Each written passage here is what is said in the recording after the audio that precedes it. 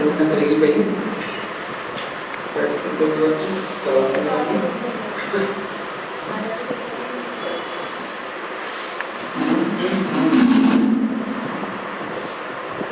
जब शांतिनाथ भगवान की जय।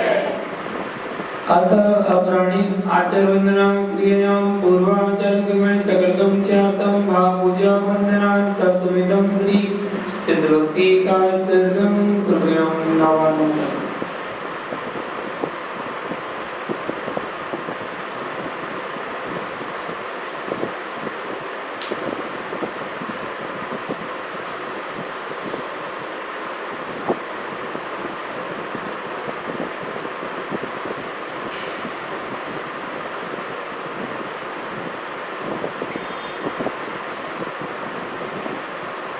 सम्मतनार्थं संवीरस्वं गवोदरं मरुलगं भावं मट्टुरां दिसे ताडं तवसे कृष्णसिद्धे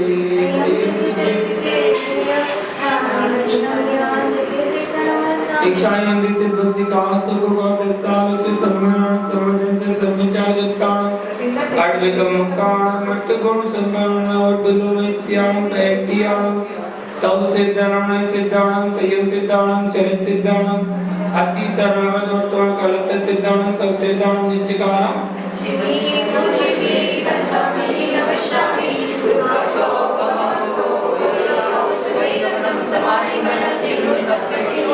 तथा अपराणि आचार वंदनायां पूर्वाचार क्रमेण सकलकं चातं भावपूजा वंदना तत्समितं श्री श्रुत भक्ति का संकल्पयां नवम्।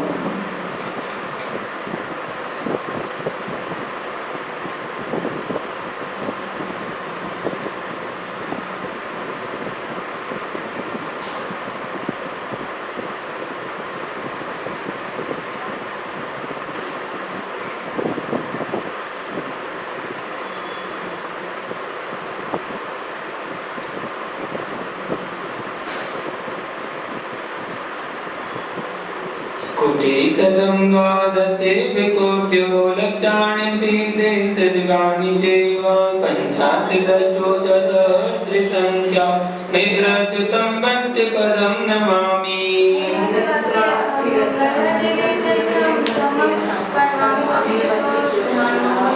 इक्षाय मंदिर सद्भक्ति का सुभोगात स्थल के अंगभंगा भाई पावोड़े ब्रह्म सुतय परमाणु उगे ओवग्र चूले चेव सुतत्य थ्वी धम्म कायं निचकालम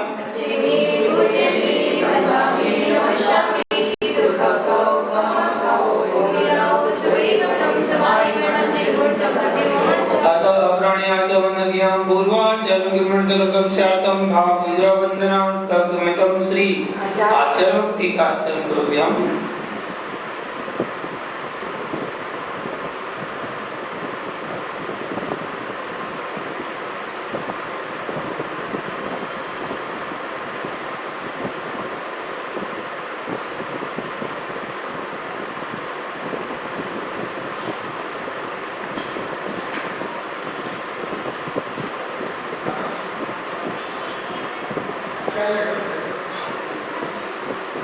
श्रुतजलदिवानिकेभ्यः सुवर्णपटुमतिभ्यः सुचरितपुनिभ्यो नमो गुरुभ्यो गुणगुरुभ्यः।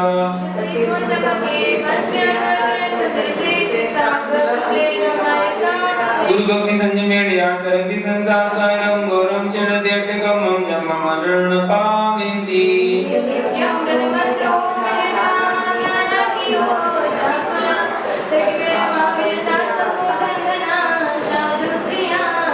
शील ब्राह्मण गण प्रेरणा चंदार्गते ज्योतिका मोक्ष द्वार कपाट वाटन मेटा तीरंतु मां साधवा। गुरु अंतरो नित्यं दर्शनायका चारिपाणा कबीरा मोक्षमार्गोपदेश। शिक्षायं ध्यान भक्ति का सुखोगत सालोच सम्मरण सम्मत से समचरिताण पंचव्याचार मायाण मायारानी सुधराण वदेशाण मोवज्यायण तिरेनुदान सभ्यसाण सानिच्चिकालम। लक्ष्मी पूजनी वंदामि नमस्यामि दुःखकौ कामकौ भूयाः सुगैगनं समाहिमनं जिगुर संपत्तियो कल्पान्तिकाले भजना विषया गुरूणां लोकोत्तरा किल गुणस्तवनं प्रशंसा।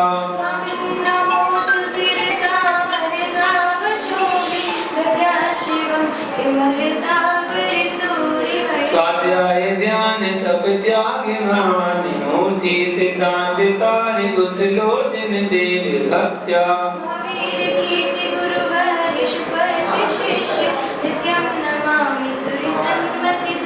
तुभ्यं नमः रवि समाधव तेज खाय तुभ्यं नमः शशि समोज्ज्वल वैभवाय तुभ्यं नमो दुरित जाल विनाशनाय तुभ्यं नमो गुरु विराग शिव प्रदाय तुभ्यं नमो शमन तीर्थ प्रकाशिकाय तुभ्यं नमो गुरु विराग दीपकाय तुभ्यं नमो मुनिमनोज्ञ प्रभावकाय तुभ्यं नमो गुरु विभञ्जन सागराय।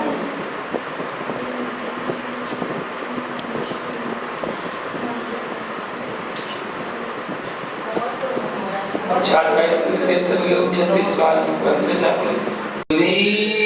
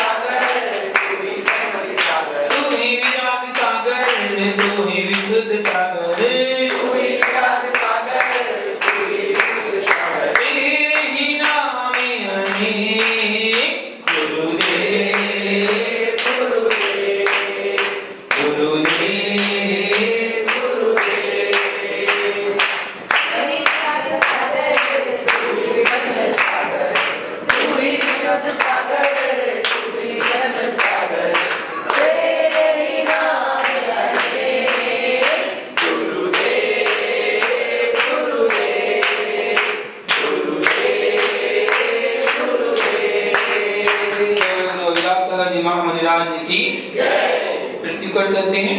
हे भगवान, आज दिन भर में हमारे द्वारा जाने अनजाने में हमारे मूल गुणों में, हमारे उत्तर गुणों में, हमारे कर्तव्यों में, हमारे व्रतों में जो भी अतिचार, अनाचार या दोष लगे हों, उसके लिए हम सभी प्रतिक्रमण करते हैं। हमारे द्वारा आज दिन भर में जो भी एक इंद्री, दो इंद्री, तीन इंद्री, चार इंद्री, पंच इंद्री जीवों की मन वचन काया से कृतकार्य अनुमोदना से विराधना हो गई हो, तो उसके लिए हम क्षमा मांगते हैं।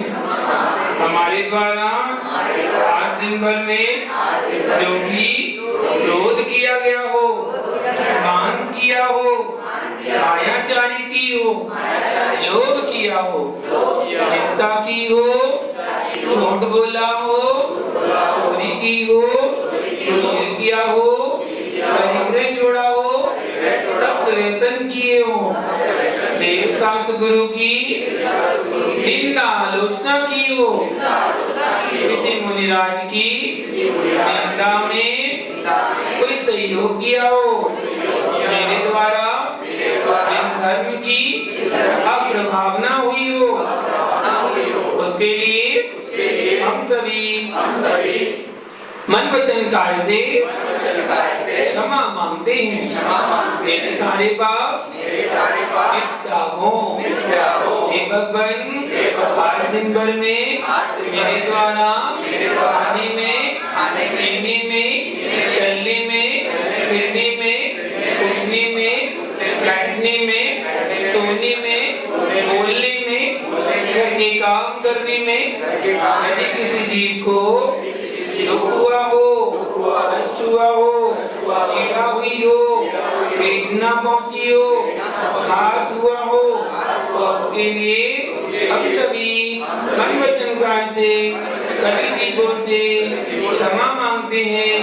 सभी जीव हमें क्षमा करें, हम भी सभी जीवों को क्षमा करते हैं। तस्मिच्छामि दुक्कडम, तस्मिच्छामि दुक्कडम, तस्मिच्छामि दुक्कडम। भगवान को नमन करें परोक्ष रूप में इसे। हे त्रिलोकीनाथ भगवान, हे देवादिदेव भगवान, हे सर्वज्ञ प्रभु भगवान, ढाई दीप में विराजमान 3 करोड़ मुनिराजों के चरणों में मारा बारंबार पूज्य गुरु विराट संगत जी, विशुद्ध संगत जी को मारा बारंबार। परम पूज्य पात्र श्री विवन्य सागर जी मुनिराज को मारा बारंबार। परम पूज्य श्रमण श्री विश्वगे सागर जी मुनिराज को मारा बारंबार। आपस में सभी लोग भगवान की जयकारा लगा जोरदार। आदिनाथ भगवान की, चंद्र प्रभु भगवान की, आशुतोष भगवान की, शांतिनाथ भगवान की, यमीनाथ भगवान की, पारसनाथ भगवान की, महावीर भगवान की,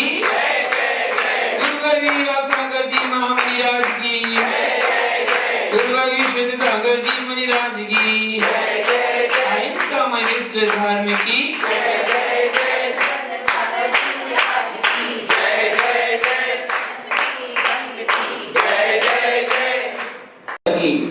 प्रतिमा युग संबंधी जिज्ञासाओं के बारे में बता रहा था मैं।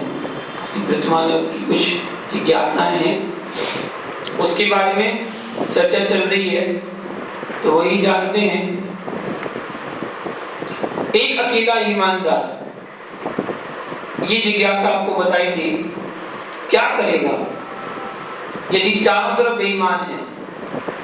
और संसार में ही देखने में आता है चारों तरफ बेईमान ही है, और हर व्यक्ति अपने आप को ईमानदारी कहता है। बेईमान कोई नहीं कहता कि मैं बेईमान हूं। हर व्यक्ति अपने आप को ईमानदार कहता है मैं बहुत ईमानदारी से अपना काम करता हूँ, लेकिन चारों तरफ जहाँ देखो मेरे लिए गिराने के लिए लोग घूमते रहते हैं, बेईमान है, सब जगह बेईमानी चल रही है। आप एक ईमानदार इंसान ढूंढ रहे हो, ढूंढो मत, खुद बन जाओ, ढूंढो मत। इसलिए तो कहा गया है जीवन में कभी अच्छे व्यक्ति की तलाश मत करो, जीवन में कभी अच्छे व्यक्ति की तलाश मत करो, स्वयं अच्छे बन जाओ। हो सकता है किसी की तलाश पूरी हो जाए।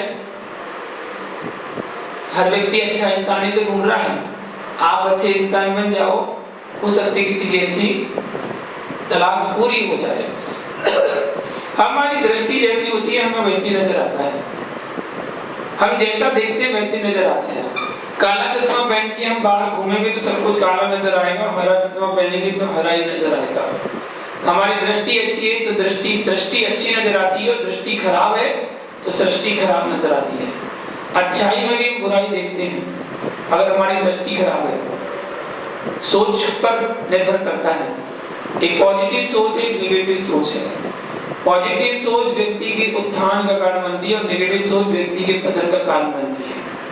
पॉजिटिव सोच, अच्छा सोचो।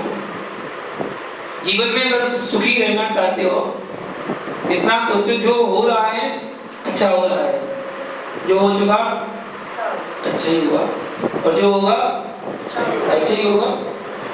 हो चुका वो भी अच्छा, जो हो रहा है वो भी अच्छा, और जो होगा वो भी अच्छा, बस खराब कभी होने नहीं है कुछ। जो भी होगा सब अच्छा होगा। आप कहेंगे जीवन में कभी दुख भी आते हैं, परेशानियां भी आती हैं, तो वो अच्छा कैसे होगी? अच्छा है वो जीवन में आपको भगवान की याद दिलाता है। अगर आपके जीवन में कोई परेशानी आई है तो भगवान की याद दिला रहा है वो, अच्छा है। भगवान को भूल गए थे, सुख में इतने भूल गए थे कि भगवान को बिल्कुल भूल गए थे। जब पैसा आने लगता है, धन दौलत रुपया पैसा बढ़ने लगता है, बहुत कुछ बढ़ने लगता है, तो व्यक्ति भगवान को भूल जाता है। टाइम नहीं मिलता उसके पास मंदिर आने का, इसलिए कहते टाइम नहीं है मेरे पास, दुकान खोलना होता है, जल्दी जाना होता है, इसलिए टाइम नहीं होता। अब उसे भगवान की याद नहीं आती है, और फिर अचानक जब झटका लगता है ना, घाटा लग गया, ओ 4 लाख 5 लाख रुपए डूब गए, अब मिलने वाले नहीं है, फिर किसकी याद आती है? हे भगवान, गुरुजी कुछ बताओ उपाय, कैसे फंस गए, कैसे निकलेंगे? पहले याद नहीं आ रही थी, बाद में याद आई जब परेशानी आ गई। दुनिया में हर व्यक्ति परेशान है, इसलिए चाहे कैसी भी स्थिति में हो, भगवान को मत भूलो, भगवान को हमेशा स्मरण करते रहो, याद करते रहो। एक बेईमान कम हो जाएगा अगर आप ईमानदार बन गए तो। अपने आप को ईमानदार बनाओ, एक बेईमान कम हो जाएगा। यह मानना कि चारों तरफ बेईमान घूम रहे हैं ठीक नहीं है। अच्छे लोग भी दुनिया में हैं, अच्छे लोग खत्म नहीं हुए हैं, और ना ही उनकी कमी हुई है। इन लोगों को या तो पीछे धकेल दिया गया या किनारे लगा दिया गया, बस इतने अंतर हुआ है और कुछ नहीं हुआ।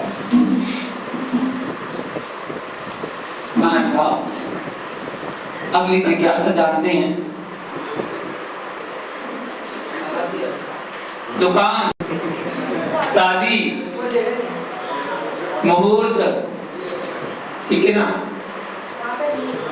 दुकान, शादी, मुहूर्त आदि में जो अष्टद्रव्य की पूजा होती है, वह कितने का समय तक करना चाहिए? तो सूर्योदय के पश्चात और सूर्यास्त के पूर्व शुभ मुहूर्त में हमें अष्टद्रव्य से पूजा आदि करना चाहिए। छोटी छोटी जिज्ञासाएं। अंजना सती को 22 वर्ष तक पति वियोग क्यों सहन करना पड़ा? ये तो पता है कि अंजना सती थी, सती अंजना को 22 वर्ष तक पति का वियोग सहना पड़ा। क्यों सहना पड़ा? उसका रीजन था, उसका कारण था। तो क्या अंजना ने पूर्व अवस्था में मात्र केवल 22 घड़ी के लिए ईर्ष्या जलन के कारण वीरेंद्र भगवान की मूर्ति को छिपाया था? केवल 22 घड़ी, एक घड़ी 24 मिनट की, लगभग कितने दिन हुए? एक दिन ही पूरा नहीं हुआ। 22 घड़ी की बात करें तो एक दिन भी पूरा नहीं हुआ, और पूरा दिन ही नहीं हुआ, इतने समय के लिए प्रतिमा को छुपाया था, उसका जो कर्म का बंध हुआ इतना कि जब वो उदय में आया तो 22 वर्ष तक उसे पति का वियोग सहना पड़ा, पति से अलग रहना पड़ा, ऐसा कर्म का उदय हुआ। रुक्मिणी को 16 वर्ष तक पुत्र का वियोग सहना पड़ा। कृष्ण की रानी पठानी रुक्मिणी 16 वर्ष तक पुत्र नहीं मिला। रुक्मिणी ने पूर्व अवस्था में, ये प्रतिमान के उदाहरण है और प्रतिमानों के ग्रंथ में सब भरे पड़े हैं कि कर्म का उदय जरूर आता है, बंद हुआ है तो उदय जरूर आएगा, निश्चित आएगा। शुभ बंद करोगे तो वो उदय में आएगा, अशुभ बंद करोगे तो वो उदय में आएगा। जी को छूटने वाला नहीं है। हम जैसे कर्म बंद करेंगे वैसे उदय में आने वाले हैं, वैसे ही फल मिलने वाला है। कल कितना पुण्य कमाया है ना, भावना बनाई और पुण्य कमाया, जो पुण्य का बंद हुआ तो उदय में तो आएगा। जिन जिन लोगों ने पुण्य कर्म माना तो पुण्य का उदय जरूर आना है, और जिन्हें पाप कर्म का बंद माना, क्लेश करके मन में कटुता लाके, तो जो बंद हुआ उस समय वो उदय में जरूर आएगा, क्योंकि कर्म किसी के साथ पक्षपात नहीं करता। हर पल हर क्षण बिल्कुल बदलने को तैयार है, बिल्कुल तैयार खड़ा है, इसलिए पक्षपात नहीं करता वो। यहाँ बैठे बैठे भी अगर आपके परिणाम बिगड़ गए ना, यहाँ बैठे बैठे, तो निश्चित आप बैठे पुण्य क्षेत्र में लेकिन पाप कर्म का बंध बांध रहे हैं बैठे बैठे, और पाप क्षेत्र में बैठे हैं, दुकान पर बैठे हैं जहां पर कसाएं चल रही हैं, पाप चल रहा है, झूठ चल रहा है, मायाचारी चल रही है, ऐसी जगह पर आप बैठे हैं और वहां बैठकर भी दुकान पर ग्राहक नहीं है और आप माला लेके बैठ जाओ, नमो रिंदान नमो सिद्धान नमो आइडियान नमो जान नमो, ये सब पाप क्षेत्र में क्या कर रहे हैं? पुण्य की क्रिया कर रहे हैं। पाप क्षेत्र में बैठकर भी पुण्य की क्रिया की जा सकती है, और पुण्य क्षेत्र में बैठकर भी पाप की क्रिया की जा सकती है। हमारे भावों पर निर्भर करता है। तो रुक्मिणी ने वियोग सहा अपने पुत्र का 16 वर्ष का, 16 वर्ष का वियोग क्यों सहा, उसका रीजन क्या था, उसका कर्म का बंध कैसा था? तो रुक्मिणी ने पूर्व अवस्था में मुर्गी के बच्चों को मात्र 16 सेकंड के लिए अलग किया था, इसलिए उसे अपने बच्चे के साथ 16 वर्ष तक पुत्र का वियोग सहना पड़ा, इतनी सी देर के लिए। सोचो क्या नहीं करते लोग। घर में सफाई कर रहे थे, सफाई करते समय चूहे के बच्चे निकले, चूहिया के तो नहीं होंगे बच्चे, चूहिया के बच्चे निकले, और वो छोटे छोटे से इतने से आंखें भी नहीं खुली थी उनकी, इतने से थे। क्या करा, उठाया और कहाँ फेंक दिया, पानी में, गाड़ी में फेंक दिया। इतने से बच्चे थे। कर्म का मन तो हुआ कि नहीं? तो होगा, निश्चित होगा। जब 16 सेकंड मुर्गी को बच्चों से अलग कर दिया गया तो 16 वर्ष तक पुत्र का वियोग सहन करना पड़ा। तो जिनको मां से अलग ही कर दिया गया, उन बच्चों की हालत क्या होगी? कोई बिल्ली पकड़ के ले जा रही, बिल्ली खा ले रही है, कुत्ता खा रहा है, आपको कुछ नहीं पता, आपने तो फेंक दिए। क्या पता तो हुआ आया, वो उन्हें दबाया और ले गया। वो तो अभी मरा भी नहीं था, अभी तो जन्मा था, जिंदा ही खा लिया उसने। तो वो कर्म का बंध जो आपको हुआ, क्योंकि आपके निमित्त से हुआ है।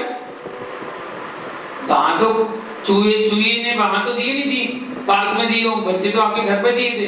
अब आपके घर पे देंगे, वो बड़े हो जाएंगे, फिर वो परेशान करेंगे। अरे भैया वो पुण्य है उनका, किनका?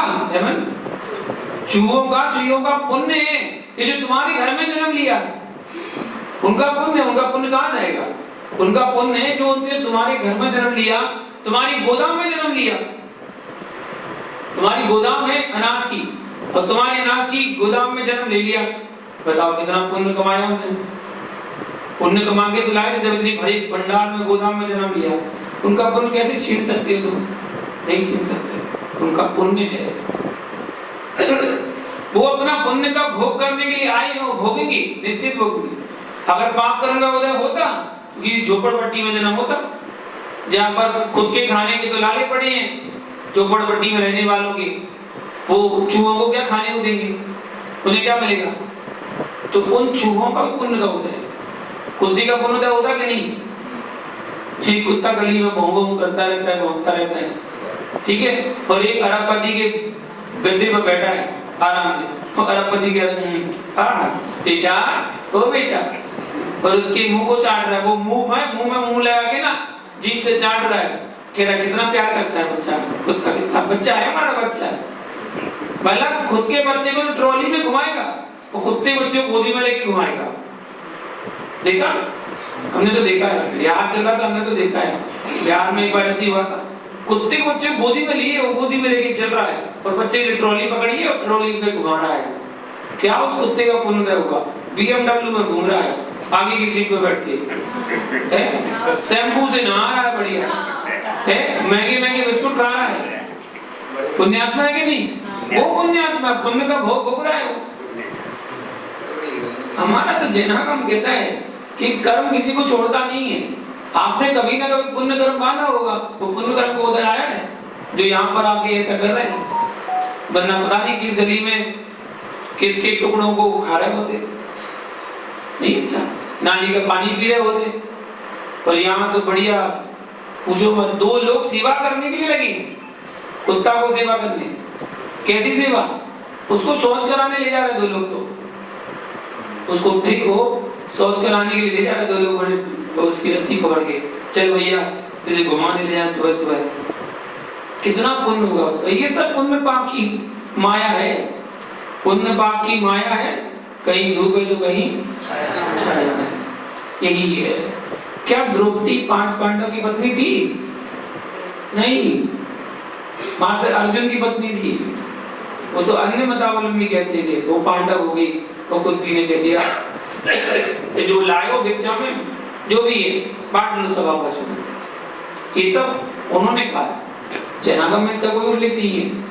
तो 5 पांडव की पत्नी नहीं थी, वो तो मात्र अर्जुन की पत्नी थी। फिर द्रौपदी को पांचाली क्यों कहा जाता था? पांचाली नाम उसका प्रसिद्ध हुआ तो लोग कहते हैं 5 पति थे उसके, इसलिए पांचाली बन गई थी। द्रौपदी पूर्व अवस्था में आरिका माता जी थी, आरिका माता जी थी पूर्व अवस्था में, और जब वो जंगल में बैठकर साधना कर रही थी, उसी समय सामने उद्यान में एक वेश्या 5 पुरुषों के साथ क्रीड़ा कर रही थी, 5 पुरुषों के साथ वेश्या। तो उन आरिका माता जी की दृष्टि वहां पर पहुंच गई, उनके मन में ये दृश्य देखकर ये विचार आ गया कि काश हम भी ऐसा करें। इतना विचार आते ही उन्हें निदत्ति निकाचित कर्म का बंद हो गया।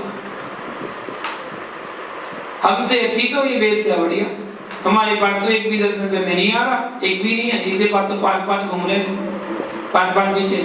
ऐसे विचार मन में आए और कर्म का बंद ऐसा हुआ, उसने फिर बहुत पश्चाताप भी किया।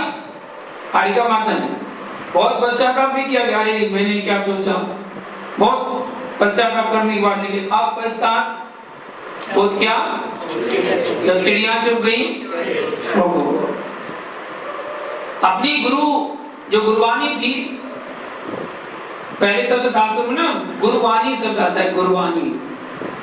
अब गुरुवाणी तो अब बोलने समय अच्छा नहीं लगता, तो पता नहीं गुरुवाणी जगह कुर्बानी बोलने लगे, कुर्बानी माँ तो गुरुवाणी सब अच्छा है, तब गुरुवाणी गुरुवाणी वो शब्द आप तो गुरु माँ बना दिए। गुरु माँ का शब्द का अर्थ समझ में नहीं आता, गुरु माँ का मतलब क्या है? गुरु की माँ। गुरु माँ का अर्थ क्या है? गुरु की माँ, फिर गुरु जैसी माँ लगाना पहले सच कोष ग्रंथ में ढूंढना कि गुरु माँ का अर्थ होता क्या है, तब पता चलेगा गुरु माँ का अर्थ क्या होता है।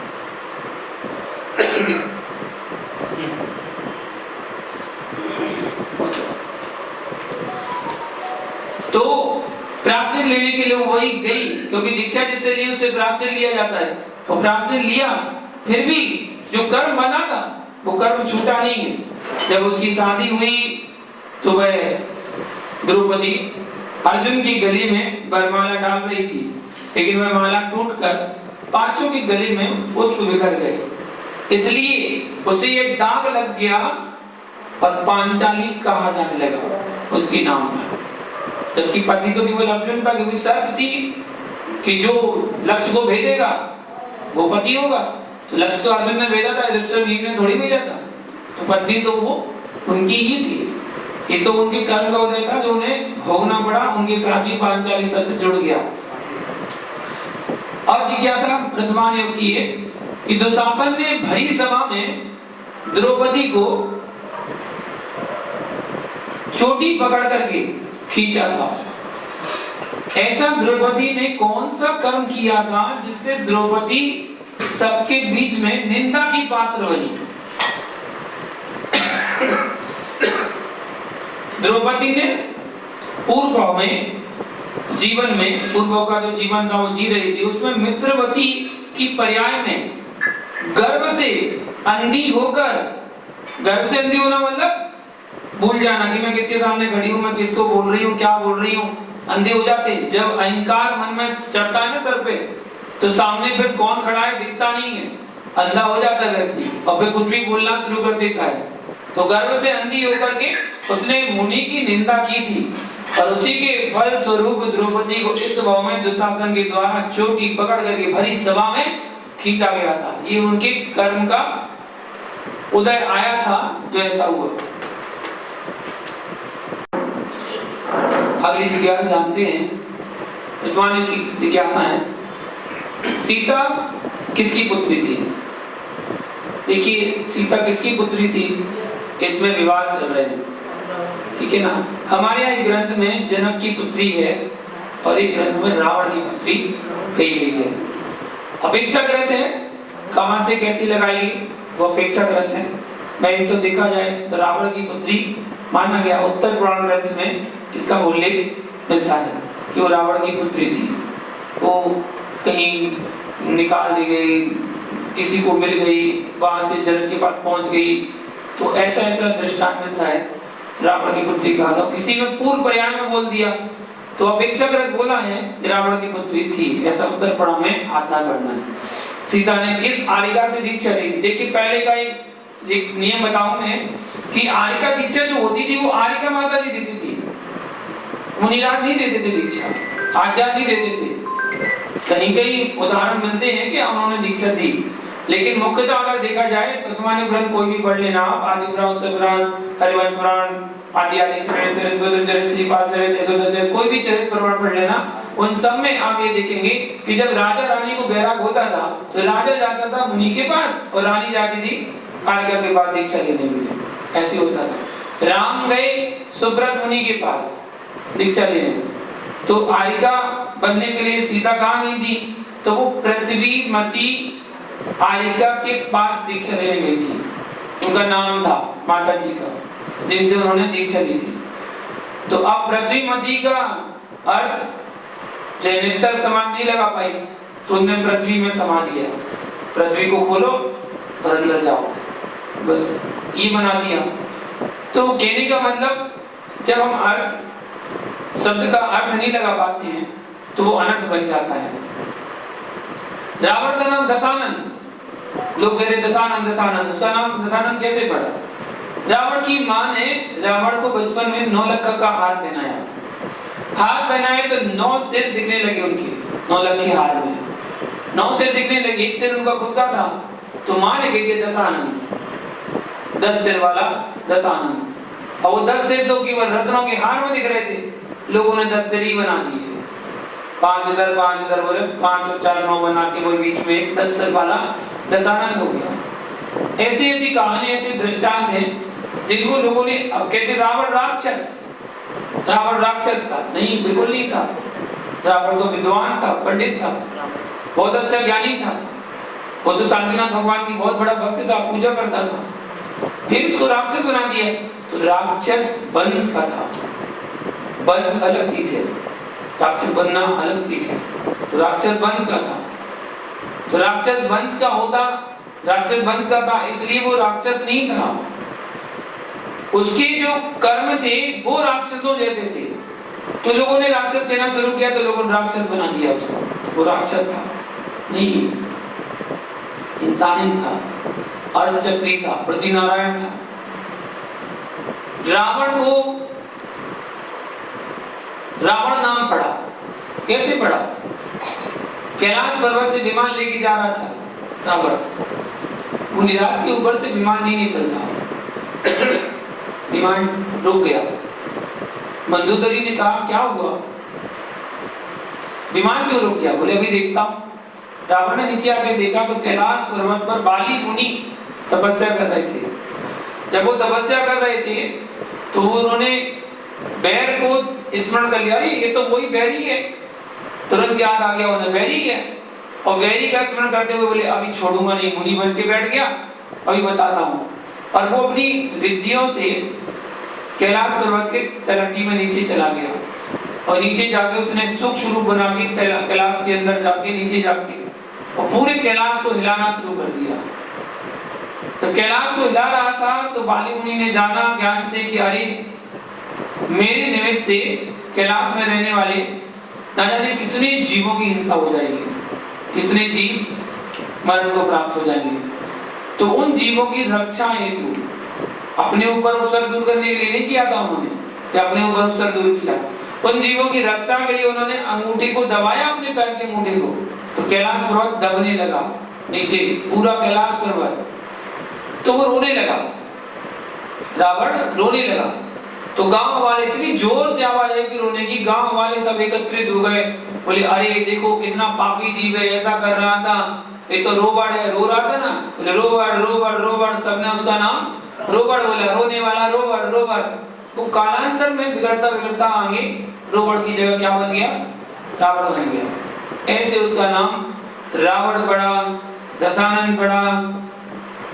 ऐसे दृष्टांत राक्षस वंश का नहीं था वो, हनुमान वानर वंश के थे। हनुमान तो कामदेव थे, उन जैसा सुंदर जिस समय वो थे, हनुमान जिस समय थे उन जैसा सुंदर तो कोई और था ही नहीं, सर्वांग सुंदर।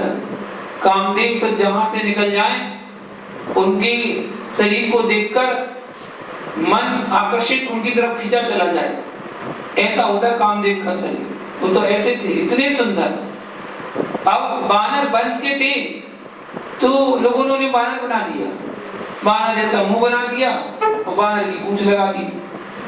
तो ये वंश अलग चीज है, उसका अर्थ का अनर्थ हो जाता है। जब तक हम शब्द का अर्थ नहीं समझ पाए तो हानि ही हानि है। इसलिए पहले अर्थ को जाने समझे कि हम क्या इसका अर्थ लगा रहे हैं। अगर अर्थ सही नहीं लगाया अनर्थ हो जाएगा। और कहाँ क्या लगाना ये भी जानना चाहिए। एक माँ खाना बना रही थी, तो खाना बनाते समय उसने बच्चे से कहा, ए बेटा सेंधा लेकर आना, सेंधा लेकर आना। कभी उसी समय पिता कहीं जा रहा था बाजार, सामान वामान ले दी, तो पिता ने बोल दिया, पिता ने कहा बेटा सेंधा लेकर आना। पिता ने बोल दिया सेंधा लेकर आना, माँ ने बोल दिया सेंधा लेकर आए। अब कुछ बात सीखी होगी उसने, कहीं पढ़ा था सेंधा मतलब नमक होता है, सेंधा नमक, तो उसने नमक ले आया। अब वो भूल उसने क्या की कि पिता को दे दिया नमक। और सेंधा मतलब ये होता है घोड़ा, तो घोड़ा लेके अंदर चले गया माँ के पास, बोले हाँ माँ ले आया। माँ के पास घोड़ा लेके गया, पिता के पास नमक लेके गया। सेंधा शब्द एक ही है, उसकी अर्थ दो है। सेंधा मतलब नमक और सेंधा मतलब घोड़ा। अब कहाँ किसकी आवश्यकता थी? पिताजी के पास घोड़े की आवश्यकता थी क्योंकि वो बाजार जा रहे थे, और माँ के पास नमक की आवश्यकता थी क्योंकि वो खाना बना रही थी। तो अर्थ सही जगह सही अर्थ लगाना, वरना अर्थ का अनर्थ हो जाएगा। ऐसा बताया। रावण ने अपने जीवन काल में एक ऐसा नियम लिया जो बड़ी दृढ़ता के साथ पालन किया। कौन सा नियम लिया था? वो किससे लिया था? तो रावण ने अपने जीवन काल में एक नियम लिया था कि जो स्त्री उसे नहीं चाहेगी उसके साथ वो जबरदस्ती नहीं करेगा। ये उसका नियम था, और ये नियम लिया था उसने अनंतवीर मुनिराज के पास। अनंतवीर मुनि से नियम लिया था कि मैं किसी के साथ जबरदस्ती नहीं करूंगा।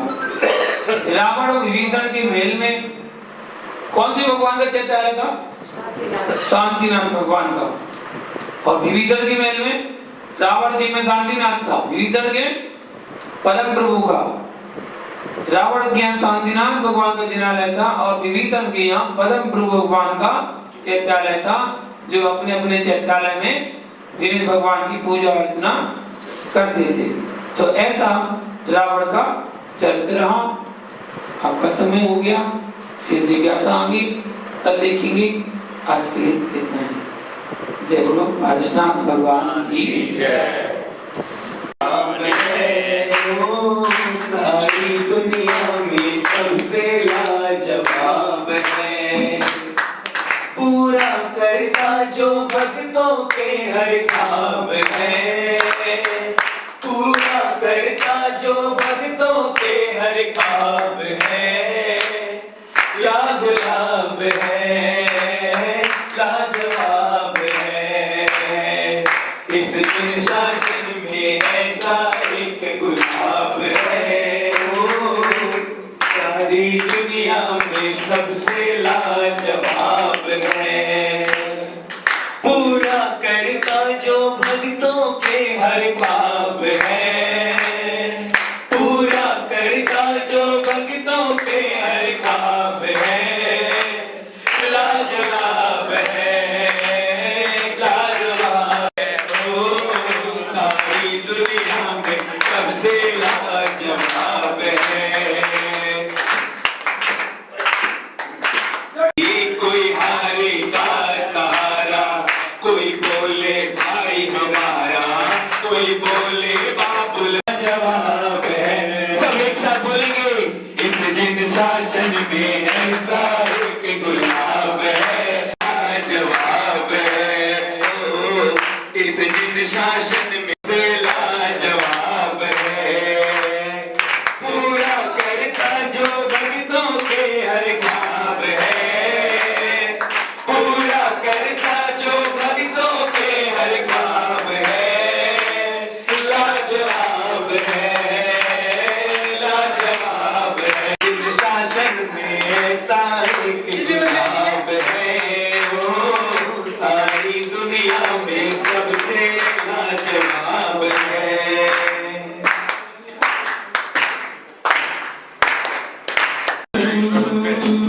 गुरुदेव सोना प्रांगण नहीं, हम लोग का मंत्री हो गया। आपकी शक्ल, आपकी सूरत नजर आ रही थी और शायद जब अकेले बैठे तो रो भी रहे थे। सब अपना अपना वीडियो बना के पूरा उत्साहित हो रहा था। अपने घर में आए, सब स्टेटस में हम लोग प्रोग्राम कंडल से आगे के बाद अनुभव तक का प्रोग्राम बना लिया। जय हो मुनिवर की, जय हो ऋषिवर की, प्रभुवर की, प्रभुवर की। सूखा होगा अभी प्रांगण, हर कण कण, सूखा होगा अभी प्रांगण, सूखा होगा हर कण कण, नैनों से नीर झरे भगवन,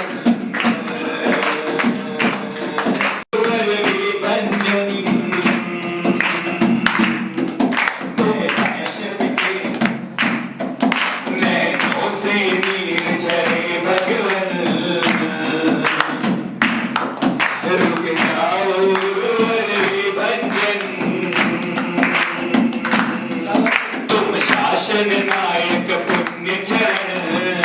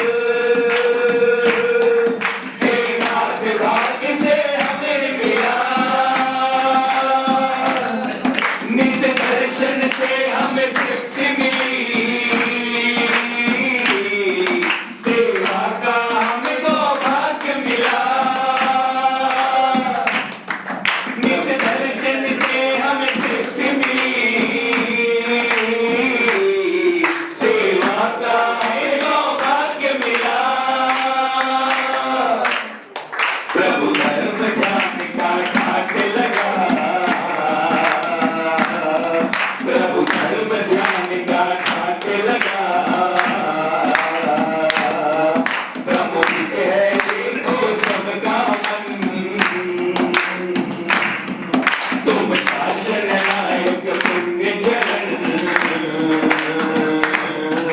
रुक जाओ गुरुवर अंजल